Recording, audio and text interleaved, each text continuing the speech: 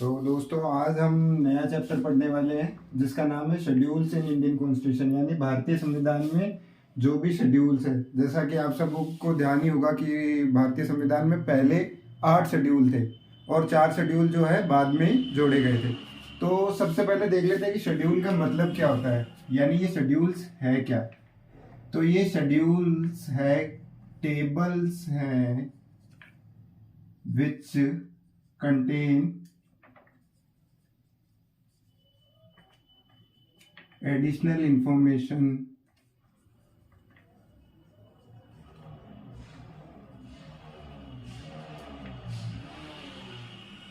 which are not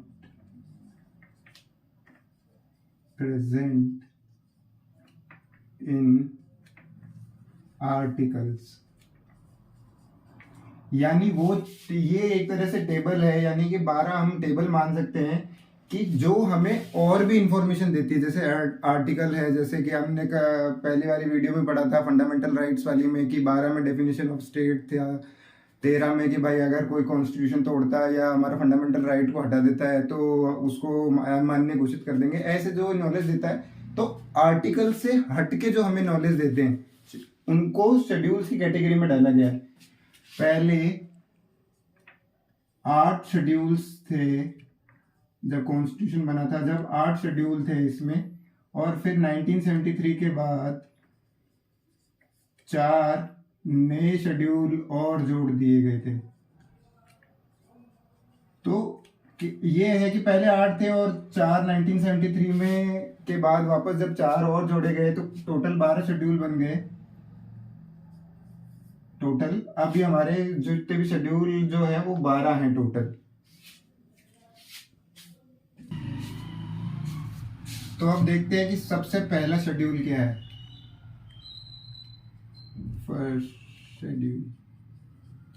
first schedule में आते हैं name and union territories. Name of states and union territories, यानी कि जो भी जितने भी हमारे जैसे 28 राज्य हैं और 8 यूनियन टेरिटरीज हैं, तो उनके जो भी नाम रखे गए हैं, जैसे यूनियन टेरिटरीज जैसे दिल्ली है, दमन एंड दीव है, तो ये ऐसे जैसे यूनियन टेरिटरीज इनके जो नाम रखे गए हैं, स्टेट जैसे राजस्थान हो गया, पंजाब हो गया, हरियाणा हो गया, या ये ऐसे जितने भी स्टेट्स के और यूनियन के जो भी नाम रखे हुए हैं वो किसी आर्टिकल में ना देके शेड्यूल में, फर्स्ट शेड्यूल में दिया गया है। तो फर्स्ट शेड्यूल में सिंपल सा क्या है कि नेम और स्टेट और उनके यूनियन टेरिटरीज के जो नाम रखे गए थे वो फर्स्ट शेड्यूल में आते हैं। अब देख लेते हैं second schedule.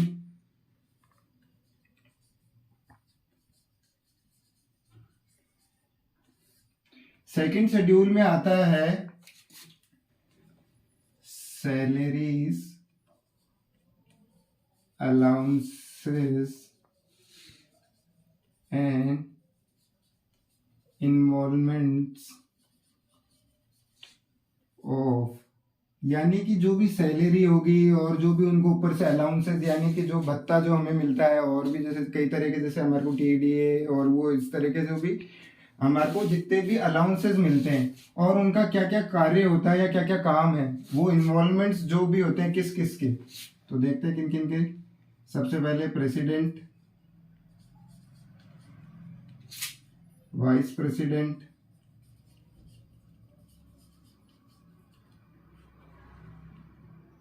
Member of parliaments,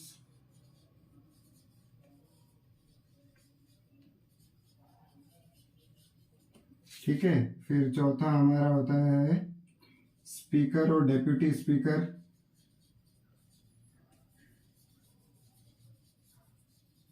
of Lok Sabha.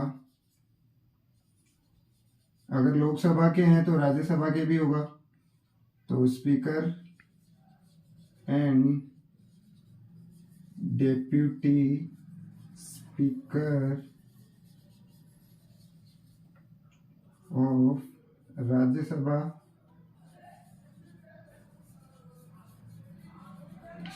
ठीक है, इसमें अंदर जैसे जजेस ऑफ सुप्रीम कोर्ट और हाई कोर्ट,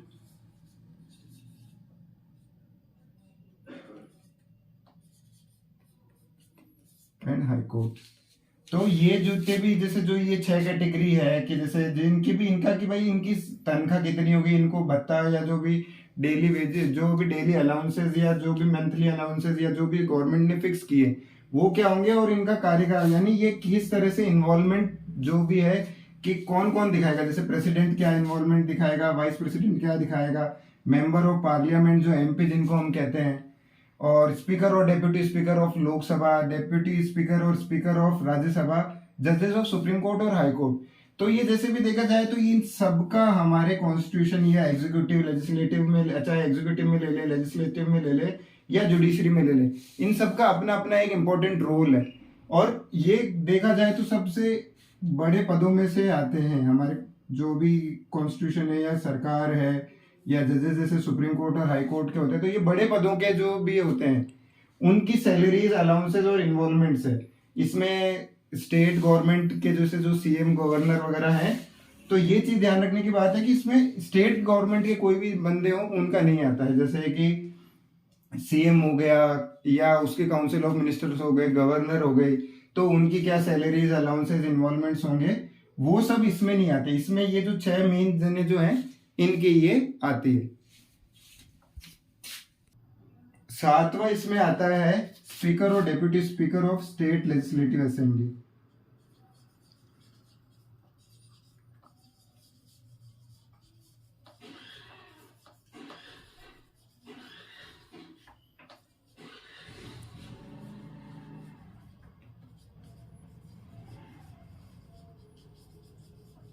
अब ये स्टेट लेजिस्लेटिव असेंबली जो मैंने यहाँ लिखा है, इसका मतलब क्या है कि हम सब जानते हैं कि लोकसभा क्या है, राज्यसभा क्या है, पर स्टेट लेजिस्लेटिव असेंबली क्या है। तो स्टेट लेजिस्लेटिव असेंबली वो जगह होती है कि जहाँ पे जो हमारे एमपी होते हैं, चाहे वो रूलिंग पार्टी के हो या नॉन रूलिंग पार्टी के हो, चाहे नॉन रूलिंग पार्टी या अपोजिशन पार्टी के हो, जो जहां जिस जगह ये रूलिंग पार्टी के और नॉन रूलिंग पार्टी या अपोजिशन पार्टी के एमपीज मिलते हैं किसी भी काम के लिए या किसी भी मीटिंग के लिए या किसी भी चीज को डिस्कस करने के लिए, जब वो स्टेट लेजिस्लेटिव असेंबली में जब ये रूलिंग पार्टी के अपोजिशन, रूलिंग पार्टी के एमपी और अपोजिशन पार्टी के एमपी जब जिस जगह मिलते हैं उसे स्टेट लेजिस्लेटिव असेंबली कहा जाता है। तो अब स्टेट लेजिस्लेटिव असेंबली इसका काम क्या होता है? तो स्टेट लेजिस्लेटिव असेंबली का काम ये होता है कि ये लॉस एंड पॉलिसीज जो है स्टेट गवर्नमेंट की,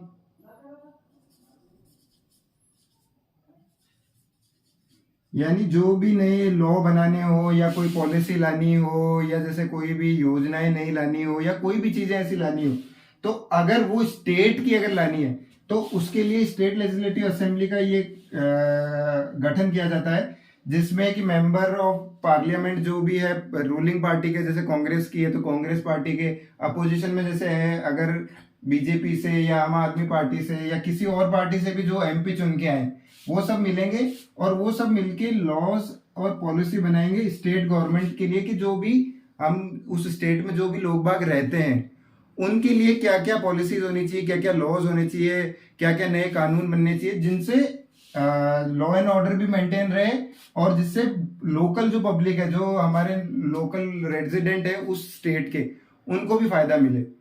दूसरा क्या होता है कि ये एक्सपेंडिचर एंड जैसे एक्सपेंडिचर एंड फाइनेंस भी अगर आप माने तो इसमें आ सकता है। तो यानी एक्सपेंडिचर एंड फाइनेंस का मतलब ये है कि जो जो भी खर्चे जो भी सरकार ने जिस भी पॉलिसी बनाने में या बजट निकालने में या किसी भी जिन जिन चीजों में उन्होंने खर्चा किया है, वो सारे खर्चे जो जो भी हुए हैं उन सब का ध्यान भी रखने के लिए भी ये वाली जो कमिटी है स्टेट लेजिस्लेटिव असेंबली है, ये बहुत ही ज्यादा जरूरी होती है। और तीसरा काम होता है कि प्रेसिडेंट के जब इलेक्शन होते हैं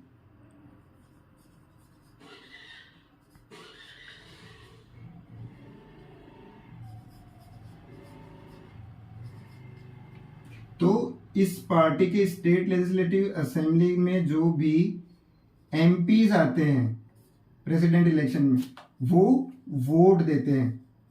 यानी कि ये एक तरह से देखा जाए तो काफी पावरफुल लोग होते हैं या पावरफुल असेंबली है कि जिसके पास बहुत सारे बहुत सारी पावर तो है कि जैसे भाई लॉज और पॉलिसी भी बनाएंगे वो स्टेट के लिए, एक्सपेंडिचर और जो फाइनेंस और एक्सपेंडिचर है उनका भी ध्यान रखेंगे, और प्रेसिडेंट इलेक्शन होगा कि यानी जो हमारे देश का, जिसको हम एक तरह से कह सकते हैं इनडायरेक्टली अगर आप कह जाए तो सबसे बड़ा जो आदमी जिसको हम फादर ऑफ इंडिया कहते हैं वो कौन है? प्रेसिडेंट। तो उसके चुनाव में भी ये अपना बहुत ही महत्वपूर्ण रोल अदा करते हैं। तो स्टेट लेजिस्लेटिव असेंबली का अपने आप में बहुत ही बड़ा महत्वपूर्ण रोल है, रोल इन कॉन्स्टिट्यूशन। तो ये स्टेट लेजिस्लेटिव असेंबली का मतलब है। तो हमने पहले उसमें देख लिया कि डेफिनेशन क्या होती है, फिर उसके बाद हमने ये देख लिया कि स्टेट लेजिस्लेटिव असेंबली का काम क्या होता है, मेन मुख्य जो काम है वो क्या क्या होते हैं स्टेट लेजिस्लेटिव असेंबली में। तो लॉज और पॉलिसी ऑफ स्टेट गवर्नमेंट हो गया, एक्सपेंडिचर और फाइनेंस हो गया, और प्रेसिडेंट इलेक्शन में जो इसके एमपी होते हैं वो वोट भी करते हैं। तो अब हम थर्ड शेड्यूल की बात करते हैं। तो थर्ड शेड्यूल में आता है ओथ एंड अफर्मेशन, यानी जो भी जब हमारे प्रेसिडेंट बनते हैं, वाइस प्रेसिडेंट बनते हैं, मेंबर ऑफ पार्लियामेंट बनता है, पीएम बनते हैं और उनके काउंसिल ऑफ मिनिस्टर बनती है, तो जो वो शपथ लेते हैं, तो वो जो शपथ लेते हैं वो थर्ड शेड्यूल के अंदर आती है कि भाई किसको कौन सी शपथ दिलाई जाएगी, कि भाई पीएम बनने पे कौन सी शपथ है या प्रेसिडेंट बनने पे क्या शपथ है, उनके जो मौलिक कर्तव्य जो हैं, जो काम उनको करने हैं एक पीएम को अपने बनने पे, उसके जो शपथ लेते हैं, वो सब चीजें थर्ड शेड्यूल में आती है। तो इसके अंदर देख लेते हैं किन किन की ओथ और अफर्मेशन आती है। तो सबसे पहले तो आती है president,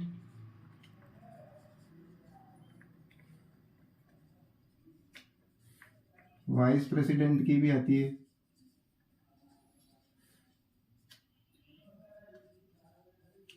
PM and cabinet ministers की भी आती है,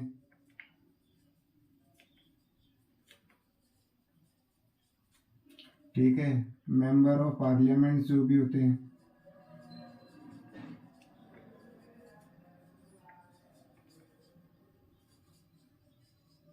उनकी भी आती है। चौथी होती है कंटेम्पररी ऑडिटर जनरल, जिसको शॉर्ट फॉर्म में हम सीएजी भी कहते हैं।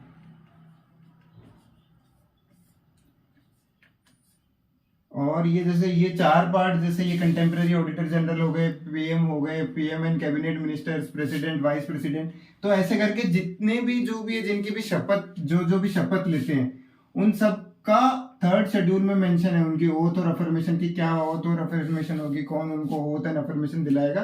तो ये सारी जानकारी हमें थर्ड शेड्यूल के अंदर मिलती है।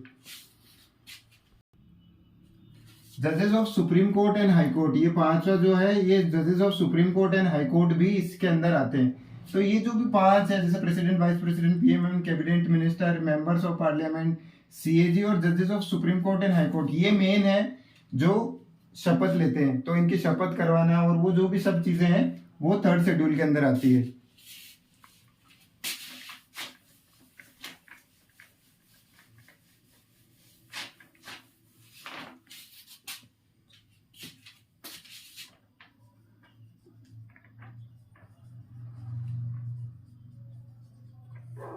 फोर्थ शेड्यूल में आता है allocation of seats in Rajya Sabha.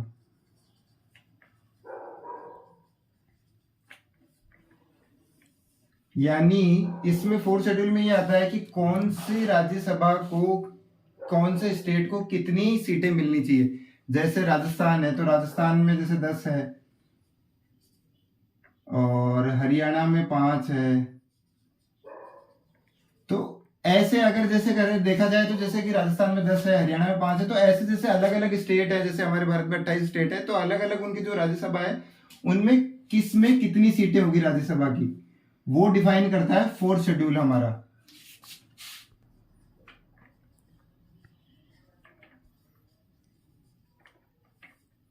अब फिफ्थ शेड्यूल में हम देख लेते हैं। तो फिफ्थ शेड्यूल में क्या आता है कि जो भी एरियाज या एडमिनिस्ट्रेशन यानी उनका जो कार्यकाल या कार्यभार है किसका, जो भी शेड्यूल एंड ट्राइबल एरियाज में जो भी एरिया आते हैं यानी administration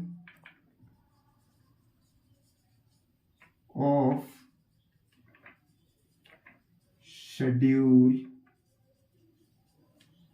and tribal areas and responsibility of governor of that state, यानी कि जो भी कार्यकाल या जो भी कार्य या जो भी सारे काम होंगे शेड्यूल और ट्राइबल एरियाज यानी पिछड़े वर्ग एरिया जिनमें अभी तक इतना डेवलपमेंट नहीं हो पाया है या जो अभी तक उतना टेक्नोलॉजी या उन सब चीजों से नहीं जुड़े हुए हैं या जो अभी भी पिछले वर्ग में माने जाते हैं, उन सब एरियाज का जो भी एडमिनिस्ट्रेशन है यानी जो भी कार्यकाल वगैरह जो कार्यकारिणी वगैरह जो भी है वो, और वहां के जो गवर्नर है, क्योंकि जैसे अगर हम देश का अगर सबसे बड़ा आदमी माना जाए तो प्रेसिडेंट है, तो उसी तरह से गवर्नर है जो एक स्टेट का सबसे मेन आदमी होता है। सीएम के बाद भी, सीएम से भी ऊपर पोस्ट होती है वो गवर्नर की पोस्ट होती है, जो उस स्टेट का सबसे बड़ा आदमी। तो उसकी क्या क्या रिस्पॉन्सिबिलिटी कि वहां का कार्यभार जो भी है वो अच्छे से चले, वहाँ जो लोग बाग है वहाँ शांति बनी रहे, नए लॉज वगैरह जो भी इम्प्लीमेंट होते हैं वो अच्छे से हो, इनके हित में हो, और जो भी पॉलिसीज वगैरह बनाई जा रही है जो स्टेट गवर्नमेंट के द्वारा वो लाभदायक हो। तो ये सब जो भी काम देखने का है गवर्नर का, तो ये सब जो रिस्पॉन्सिबिलिटीज जो है गवर्नर की वो निभाए, और एडमिनिस्ट्रेशन जो कि पिछड़े वर्ग के एरिया है या जो अभी तक उतने डेवलप नहीं हुए उन एरियाज को जो भी उनके हित में जो भी काम किया जाता है या जो उनका एडमिनिस्ट्रेशन होता है वो फिफ्थ शेड्यूल के अंदर आता है। अब देख लेते हैं कि सिक्स शेड्यूल में क्या है। सिक्स शेड्यूल में जैसे अभी हमने देखा फिफ्थ शेड्यूल में था कि एडमिनिस्ट्रेशन ऑफ शेड्यूल और ट्राइबल एरियाज, तो ये तो भारत के अंदर जो भी जितने भी ट्राइबल एरिया है उसका है। सिक्स शेड्यूल स्पेसिफिक सिर्फ 4 स्टेट के लिए ही है या 4 डिस्ट्रिक्ट के लिए ही है, जिनका नाम है आसाम, मेघालय, त्रिपुरा और मिजोरम। तो यानी ये अभी भी जो ये 4 देश है कि जिनमें अभी भी थोड़ा सा नक्सलवाद है या ये जो भी चीजें हैं वो ज्यादा है क्योंकि डेवलपमेंट कम है, टेक्नोलॉजी कम है, इंफ्रास्ट्रक्चर अभी इतना डेवलप नहीं हुआ, तो ये पिछड़े एरियाज में आता है, ट्राइबल एरियाज में आते हैं अभी, जैसे जिनमें आदिवासी वगैरह जो भी है वो भी ज्यादातर इन्हीं जगहों में पाए जाते हैं। तो ट्राइबल एरियाज जो भी है हमारे जो 4 डिस्ट्रिक्ट अभी भी ट्राइबल एरियाज में जो मोस्टली माने जाते हैं, ऐसे तो कई और भी आते हैं पर मोस्टली जो आते हैं उनमें है आसाम, मेघालय, त्रिपुरा और मिजोरम। तो उनका एडमिनिस्ट्रेशन, उनका वहां पे भी जो भी भाई कार्यभार ढंग से देखना कि उनका देख रेख अच्छे से हो, उनमें वहां पे डेवलपमेंट ज्यादा हो जाए। और सेम इसी की तरह की जैसे जब अगर शेड्यूल और ट्राइबल एरियाज में जो रिस्पॉन्सिबिलिटी गवर्नर की थी, वैसे ही स्पेसिफिक इन जो 4 स्टेट्स हैं उनमें क्या क्या रिस्पॉन्सिबिलिटीज गवर्नर की होगी उस एरिया का, वो भी इसी शेड्यूल के अंदर आता है। तो एडमिनिस्ट्रेशन ऑफ इन 4 स्टेट का देखना और उनके जो गवर्नमेंट और जो उनका वहां का गवर्नर है उसकी क्या रिस्पॉन्सिबिलिटी होगी, उनको क्या क्या जिम्मेदारी निभानी है, क्या क्या उनका दायित्व बनता है इन 4 स्टेट्स को ऊपर लाने में, वो 6 शेड्यूल के अंदर आता है। तो 6 शेड्यूल के बाद अब हम बात करते हैं 7 शेड्यूल की। तो 7 शेड्यूल में क्या आता है? 7 शेड्यूल में आता है हमारा फेडरल स्ट्रक्चर। एक चीज ध्यान रखना, वर्ड फेडरलिज्म इसमें नहीं आता है, सिर्फ फेडरल स्ट्रक्चर, जो फेडरलिज्म वर्ड है वो 7 शेड्यूल में नहीं ऐड किया जाता है। उसको जो सिर्फ जो कार्यकाल, जो कार्य क्या होता है फेडरल स्ट्रक्चर में, फेडरल स्ट्रक्चर में जैसे आपको ध्यान होगा कि 3 लिस्टें आती है, यूनियन लिस्ट, स्टेट लिस्ट और कॉन्करेंट लिस्ट। तो ये जो तीनों लिस्ट है वो शेड्यूल 7 में आती है। जो फेडरलिज्म का असली मतलब है वो शेड्यूल 7 में नहीं आता है। तो अब जैसे हम अगर बात करें, सबसे पहले 3 लिस्ट तो कौन सी है? पहली है यूनियन लिस्ट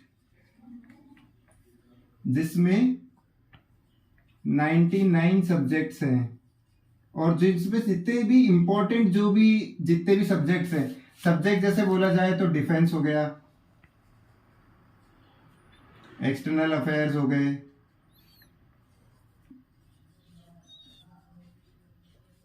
तो यानी कि जो देश का भविष्य या जिस पे देश का पूरा काम टिका हुआ है, वो जितने भी जो भी लिस्ट है, जो ऐसे 99 सब्जेक्ट है, तो वो सारे यूनियन लिस्ट के अंदर आते हैं।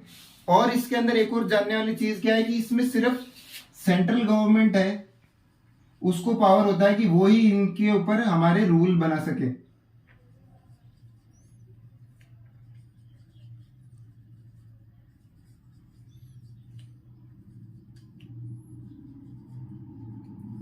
यानी इन पे सिर्फ सेंट्रल गवर्नमेंट ही रूल बना सकता है, स्टेट गवर्नमेंट का कोई भी रोल इसमें नहीं है, कोई भी रूल बनाने में। कि जैसे भाई डिफेंस से रिलेटेड अगर कोई भी होगा तो जैसे पीएम और कैबिनेट, उनके जो मिनिस्टर्स है वो है, जो भी फैसला करेंगे वो डिफेंस में आता है। जैसे मोदी जी वगैरह है, सर्जिकल स्ट्राइक वगैरह है, या ऐसे जो भी डिफेंस से रिलेटेड, या जैसे भी एक्सटर्नल अफेयर्स, जो भी बाहरी देशों से, जैसे कोई हमारे पीएम है, अगर किसी और देश के प्रधानमंत्री से आके मिल रहे हैं, जो बातचीतें हो रही है, बाहर एम्बेसीज बनती है, उनमें जो लोग बाग अपॉइंट होना, तो ये सब काम किसका है?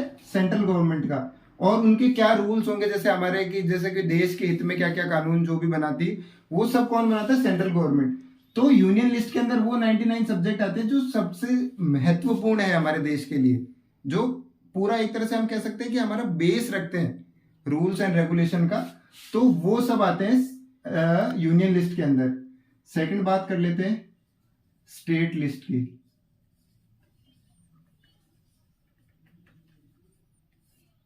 अब स्टेट लिस्ट से नाम ही हमें जैसे बता रहा है कि स्टेट कि अब इसके अंदर की जो स्टेट, जैसे कोई भी राजस्थान है, या मध्य प्रदेश है, या झारखंड है, या यूपी है, कोई भी जो वो भी स्टेट है, उनके अंदर जो भी होते हैं, जैसे स्टेट लिस्ट के अंदर जैसे 52 सब्जेक्ट्स आते हैं, जैसे पुलिस हो गया, एग्रीकल्चर हो गया। तो ये ऐसे ऐसे एक्सेट्रा ऐसे जो भी मामले होंगे कि जो जिन पे स्टेट गवर्नमेंट ही रूल बना सकती है। जैसे पुलिस के, जैसे अब भाई अपनी स्टेट के अलग अलग कायदे होते हैं, अलग अलग कानून होते हैं, अलग अलग तरह के रूल्स होते हैं। किसी में कोई मध्य प्रदेश में कुछ और रूल होगा, हैदराबाद में कुछ और रूल है, राजस्थान में कुछ और रूल है। तो वो जो स्टेट गवर्नमेंट अपने हिसाब से या उस स्टेट की जो जरूरत है उसके हिसाब से जो रूल बनाए जाते हैं, वो सब स्टेट लिस्ट के अंदर आते हैं। उसके अंदर 52 सब्जेक्ट होते हैं, जैसे पुलिस हो गया, एग्रीकल्चर से रिलेटेड, जैसे खेती से रिलेटेड स्टेट गवर्नमेंट है, वो अलग अलग उनके हिसाब से कि जिस स्टेट में खेती का अच्छा स्कोप है उनमें ज्यादा जैसे उनको सब्सिडी देना, और जो फार्मर्स वगैरह उनको किसी और दूसरे तरीके से हेल्प करते रहना। पुलिस व्यवस्था, जो कानून वगैरह जो व्यवस्था संभालना है, वहाँ का लॉ एंड ऑर्डर मेंटेन करने के लिए जो पुलिस को स्टैब्लिश करना, जैसे पुलिस है, आरएसी हो गई, और जैसे कहीं पे भी जैसे चुनाव वगैरह एरिया हो गए, वहाँ सीआरपीएफ वगैरह डिप्लॉयड करते हैं। तो वो करती सेंट्रल गवर्नमेंट है, लेकिन वो स्टेट की परमिशन से होता है। स्टेट के जब सीएम उनसे आग्रह करता है कि हमें ये चीजें चाहिए, तब उनको अपलोड की जाती। तो ये जो भी जितनी भी चीजें आएगी वो सारी आएगी स्टेट लिस्ट के अंदर। और तीसरी लिस्ट होती है हमारी कॉन्करेंट लिस्ट, और इसके अंदर सिर्फ स्टेट गवर्नमेंट को ही पावर है रूल्स बनाने की।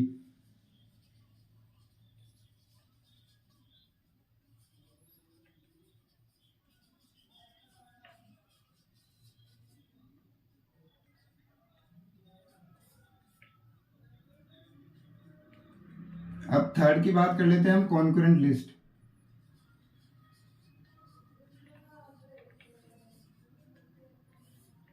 तो अब इसमें क्या होता है, अब कॉन्करेंट लिस्ट में वो सब्जेक्ट आते हैं कि जो स्टेट के भी महत्व, स्टेट के लिए भी इंपॉर्टेंस रखते हैं और सेंट्रल गवर्नमेंट के लिए भी इंपॉर्टेंस रखते हैं। ऐसे मतलब जो स्टेट और सेंट्रल गवर्नमेंट दोनों मिलके जो इन पे फैसला लेता है, वो कॉन्करेंट लिस्ट में आते हैं। इसमें 66 सब्जेक्ट्स होते हैं,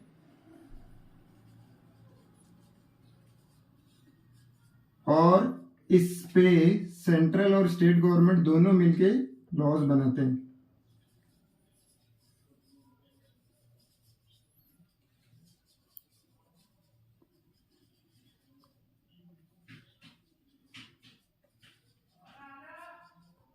तो ये हमें ध्यान रखने वाली बातें हैं कि भाई फेडरल स्ट्रक्चर क्या है, कि जिसके अंदर ये जो हमारे देश की जो सबसे महत्वपूर्ण 3 लिस्ट है, यूनियन लिस्ट, स्टेट लिस्ट और कॉन्करेंट लिस्ट, ये जो आते हैं ये हमारा फेडरल स्ट्रक्चर कहलाते हैं। यही हमारा फेडरल स्ट्रक्चर है। तो इनके अंदर जो ये 3 लिस्ट आती है और इनका क्या क्या काम होता है, ये शेड्यूल 7 का पार्ट है। ओके, अब जैसे अभी हमने जो 3 लिस्ट की बात करी, जैसे जो भी यूनियन लिस्ट थी, स्टेट लिस्ट थी और कॉन्करेंट लिस्ट थी, अब उसके अलावा भी जो लिस्ट, अब जो भी कोई सब्जेक्ट बच गए जो इन तीनों लिस्ट में नहीं आते, अब वो कहाँ आते हैं, तो वो आते हैं रेजिड्यूरी पावर में।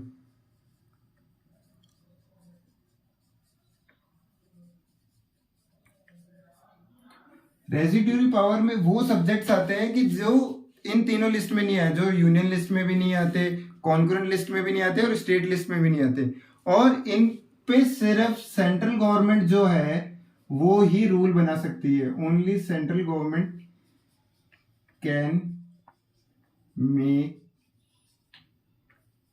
Laws in this.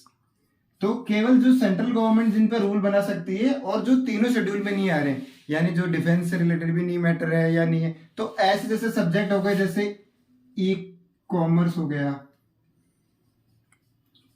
Computer software जो हमारे बनते हैं उनसे रिलेटेड अगर जो भी है कि भाई इनके लिए, जैसे भाई ई कॉमर्स कर रहे हैं तो ऑनलाइन कोई कोई जो भी चीजें, जो भी गाइडलाइंस है उनको फॉलो करवाना, कंप्यूटर सॉफ्टवेयर बन रहे हैं तो किस तरह का सॉफ्टवेयर है, कोई ज़्यादा डेंजरस तो नहीं है, किस तरह का सॉफ्टवेयर, तो ये इनके जो भी इनका काम करने का तरीका, जैसे कंप्यूटर सॉफ्टवेयर कंपनीज का, ई कॉमर्स वालों का, तो इनके लिए जो भी रूल्स बनाने वो रेजिड्यूरी पावर में बनते हैं और सेंट्रल गवर्नमेंट उस पर रूल बनाती है। तो ये वाली चीज ध्यान रखनी है। और ये रेजिड्यूरी पावर शेड्यूल 7 में ना आके आर्टिकल 248 में आता है। ये शेड्यूल 7 का पार्ट नहीं है, पर मैं इसलिए बता रहा हूँ, ये एक्स्ट्रा इन्फॉर्मेशन थोड़ा सा इसी का ही पार्ट है और ये आनी चाहिए, क्योंकि जो इन तीनों लिस्ट में अगर नहीं आ रहा है, और वो क्या चीज है, तो वो है रेजिड्यूरी पावर। कौन से आर्टिकल में आता है? आर्टिकल 248 में। और इसमें कौन लॉ बनाता है? सेंट्रल गवर्नमेंट इसके अंदर लॉ बनाता है। किस टाइप के जो सब्जेक्ट है, वो जो स्टेट के भी काम में नहीं आ रहे, या जो सेंट्रल गवर्नमेंट वाली जो पॉलिसीज है या जो भी लिस्ट है उसमें भी नहीं आ रहे, स्टेट लिस्ट वाले में भी नहीं आ रहे, और उन दोनों का मिक्सचर है, कॉन्करेंट लिस्ट है, उसमें भी नहीं आ रहे, तो वो रेजिड्यूरी पावर में आते हैं और वो आर्टिकल 248 में आते हैं। सब्जेक्ट कौन से हो गए? ई कॉमर्स हो गया और कंप्यूटर सॉफ्टवेयर, ऐसे जो भी मैटर्स हैं वो रेजिड्यूरी पावर्स में आएंगे। तो अब जब 7 शेड्यूल की हमने बात कर ली, तो अब देखते हैं 8 शेड्यूल में क्या है। 8 शेड्यूल में आते हैं हमारे कॉन्स्टिट्यूशनल लैंग्वेजेस, यानी हमारे संविधान की तरफ से जो भी लैंग्वेजेस हैं जो हमारे कॉन्स्टिट्यूशन ने अडॉप्ट कर रखी है, और वो जो भी लैंग्वेजेस है वो सारी 8 शेड्यूल में आती है, जिन्हें हम कॉन्स्टिट्यूशनल लैंग्वेजेस कह सकते हैं। जैसे हिंदी हो गई, और जैसे हर स्टेट की अपनी अपनी भाषा है जिसको कॉन्स्टिट्यूशन ने मान रखा, क्योंकि ये भारत एक ऐसा देश है कि जिसमें हर 7 कोस में बोली बदली जाती है। तो कॉन्स्टिट्यूशन लैंग्वेजेस वो है कि जो संविधान ने जो हमें परमिशन दे रखी है, जिन जिन लैंग्वेजेस की, जिनको संविधान ने एक्सेप्ट कर रखा है, ताकि अब उनका कल्चर भी बचा रहे और वो सब चीजें हो, चाहे स्टेट की लैंग्वेज हो चाहे सेंट्रल की लैंग्वेज हो, कोई भी लैंग्वेज हो जिसको कॉन्स्टिट्यूशन ने अडॉप्ट कर रखा है, वो सारी कॉन्स्टिट्यूशनल लैंग्वेजेस के अंदर आएगी। यानी 22 तरह की लैंग्वेजेस है, यानी 22 तरह की बोलियां हैं जो हमारे संविधान में आती है। अलग अलग तरह की होती है, जैसे बोडो है, संथाली है, मारवाड़ी हो गई, या जैसे अलग अलग है, हिंदी है, और जैसे संस्कृत है, ऐसे करके जैसे 22 लैंग्वेजेस हैं जो हमारे कॉन्स्टिट्यूशन ने अडॉप्ट कर रखी है। पहले ये 14 लैंग्वेजेस हुआ करती थी, पर अब बदल के 22 लैंग्वेजेस है जो हमारे कॉन्स्टिट्यूशन में आता है। तो ये जो 22 लैंग्वेजेस है, और ये जिन जिन भी स्टेट्स में या यूनियन टेरिटरीज में जहां पे भी ये बोली जाती है, और जो भी कॉन्स्टिट्यूशन के जिसको कॉन्स्टिट्यूशन से मान्यताएं मिली हुई है 22 लैंग्वेज, वो सारी 8 शेड्यूल 8th में आती है। अब जब 8 शेड्यूल भी हो गया, तो अब बात कर लेते हैं 9th शेड्यूल की।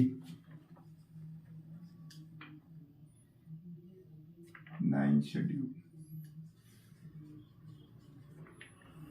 9th शेड्यूल में बेसिकली वो मैटर्स हैं जो कि जुडिशियल रिव्यू, यानी जो हमारे जो भी जो जुडिशियल कार्यकारिणी यानी सुप्रीम कोर्ट, हाई कोर्ट है, उनके जो रिव्यू के, मतलब जिसपे वो फैसला ना दे सके, उनके बाहर जो जुडिशियल रिव्यू के बाहर जो भी मैटर्स आते हैं, वो 9 शेड्यूल में आते हैं। और ये 9 शेड्यूल बेसिकली बनाया गया था कि पंचायत को, जो पंचायत ग्राम पंचायत, विलेज पंचायत जो हमारे गाँव में होती है, उनकी पावर और उनकी अथॉरिटी को बढ़ाने के लिए या उनकी मान्यता बढ़ाने के लिए ये शेड्यूल बनाया गया था कि भाई हर काम, जैसे गांव में कोई भी छोटा मोटा मसला हो गया, कोई छोटी मोटी लड़ाई हो जाती है या कुछ भी हो जाता है, तो वो कोर्ट ना जाके वो पंचायत ही वहां जो फैसला सुना दे उसी का मान्य हो जाए। और वो है कि जिसमें कि कोई जुडिशियल रिव्यू नहीं लगा, कोई हाई कोर्ट जाने की, सुप्रीम कोर्ट जाने की जरूरत नहीं पड़ी, वहीं का वहीं जो फैसला हो गया। तो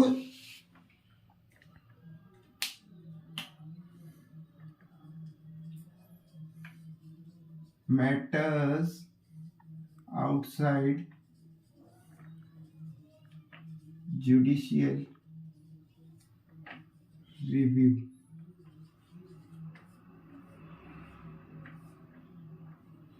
mainly to establish panchayat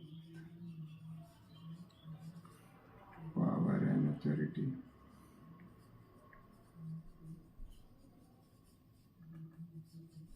तो ये मेनली कि जो कि भाई पंचायत की पावर और उनकी अथॉरिटी एस्टेब्लिश करने के बाद, एस्टेब्लिश करने के लिए हुआ था। पर 1973 के बाद सुप्रीम कोर्ट ने ऑर्डर जारी किया था कि जिसमें अब इनको भी जो मैटर्स थे, जो पंचायत वाली या जो भी ये भी मैटर्स है, इनको हटा के अब ये भी जुडिशियल रिव्यू में आते हैं। ये थोड़ा सा आप ध्यान रखना कि अब ये जो भी मैटर्स है वो पंचायत के लेवल पे तो होता है, पर अगर आप उससे सहमत नहीं होते हो तो आप कोर्ट का सहारा ले सकते हैं, जुडिशियल रिव्यू आप ले सकते हैं। 1973 के बाद ये जुडिशियल रिव्यू में ऐड कर दिया गया था। तो ये 9 शेड्यूल में थोड़ा सा ध्यान रखने वाली बात है।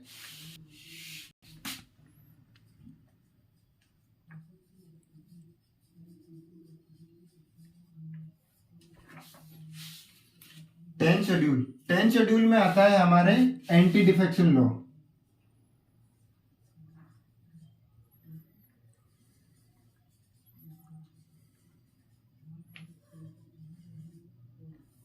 ये 52nd कॉन्स्टिट्यूशन अमेंडमेंट एक्ट 1952 से इसे लिया गया है। यानी एंटी डिफेक्शन लॉ को 10th शेड्यूल में, एंटी डिफेक्शन लॉ को 52nd कॉन्स्टिट्यूशन अमेंडमेंट में अमेंडमेंट से 10th शेड्यूल में जोड़ा गया।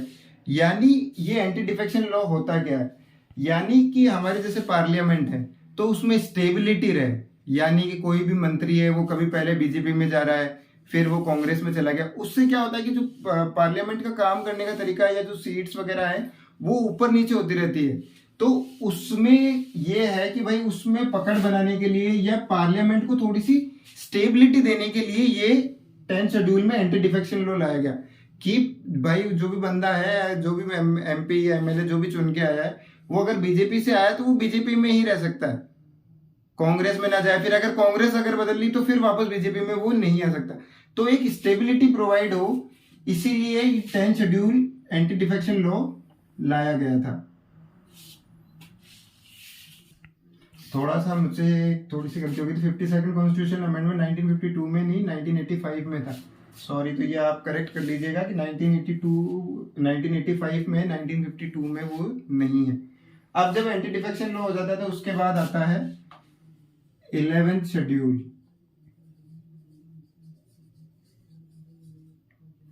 जिसको 73rd कॉन्स्टिट्यूशनल अमेंडमेंट एक्ट से जोड़ा गया था। अब इसमें क्या है कि जो भी जैसे हमारे ग्राम स्तर पे जैसे जो विलेज पंचायत है या जो भी विलेज डिस्ट्रिक्ट काउंसिल्स है, उन सबको स्टैब्लिश करना। तो गांव में और उनमें कि भाई जैसे कि केंद्र सरकार है, फिर वो स्टेट सरकार, जो स्टेट गवर्नमेंट है, ऐसे गांव में भी एक पंचायत हो या जो हो, जो वहाँ की लोकल बॉडीज जो है, लोकल लोग है, उनको थोड़ा सा उनके डेवलपमेंट का भी ध्यान रख सके, जो उनके हित में भी कार्य कर सके और जो उनके लिए जो उनकी डिमांड्स है उनको भाई सरकार तक पहुंचा सके। जैसे भाई हमारे गांव में प्रधान होते हैं या आजकल सरपंच होते हैं, तो वो सरपंचों का जो इस्टेब्लिशमेंट है, जो पंचायत के हेड होते हैं, यानी पंचायती राज सिस्टम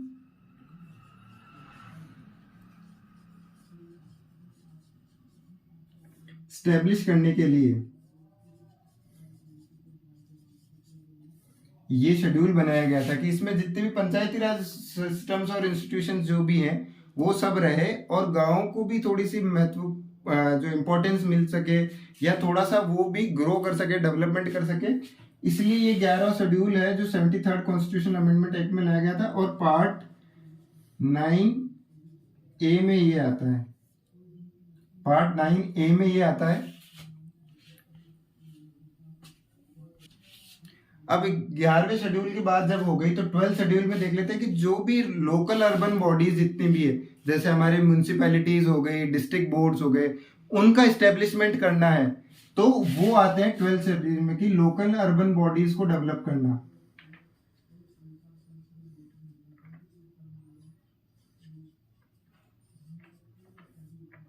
इसको डेवलप करना, डेवलपमेंट। और ये 74th कॉन्स्टिट्यूशन अमेंडमेंट एक्ट में पार्ट 9B में ये आता है कि भाई अपने जब स्टेट में कि भाई लोकल अर्बन बॉडी जैसे म्यूनिसिपैलिटी है कि जो भाई शहर की जो भी कार्यकारिणी है, जैसे साफ सफाई हो गई, रोड्स वगैरह है उनको मेंटेन रखना, डिस्ट्रिक्ट बोर्ड हो गए कि जो भाई जिला स्तर पे जो फैसले वगैरह कर सके, या ये सब जो भी चीज़ें हैं ये सारी लोकल अर्बन बॉडीज में आती, तो इनका डेवलपमेंट करना या इनको स्टेबलाइज करना 12th शेड्यूल में है।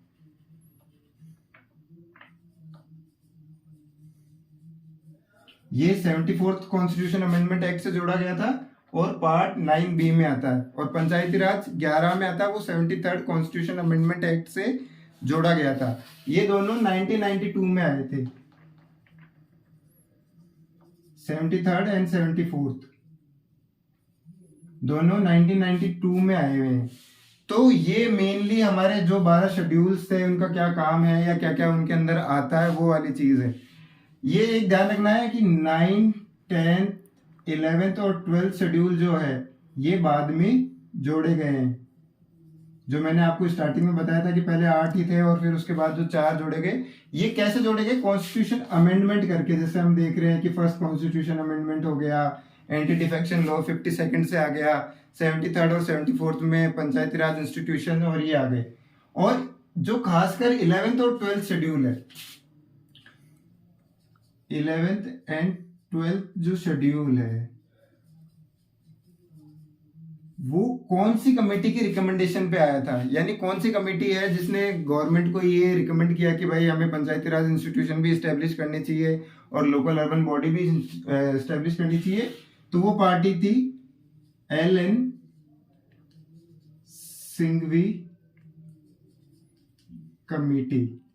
तो ये आपको थोड़ा सा ध्यान रखना जरूरी है एग्जाम के पर्पज से भी कि 11th और 12th शेड्यूल है वो कौन सी की रिकमेंडेशन से जोड़ा गया, कौन सी कमेटी की रिकमेंडेशन से जोड़ा गया था। तो LN सिंघवी कमेटी है, उसके रिकमेंडेशन से ये जोड़ा गया। तो इसी के साथ जो भी शेड्यूल से रिलेटेड जितनी भी इंपॉर्टेंट जानकारी या जो भी उनमें क्या क्या आता है वो मैं आपको दे चुका हूँ। अगर वीडियो पसंद आए तो प्लीज़ लाइक ज़रूर करें। Thank you.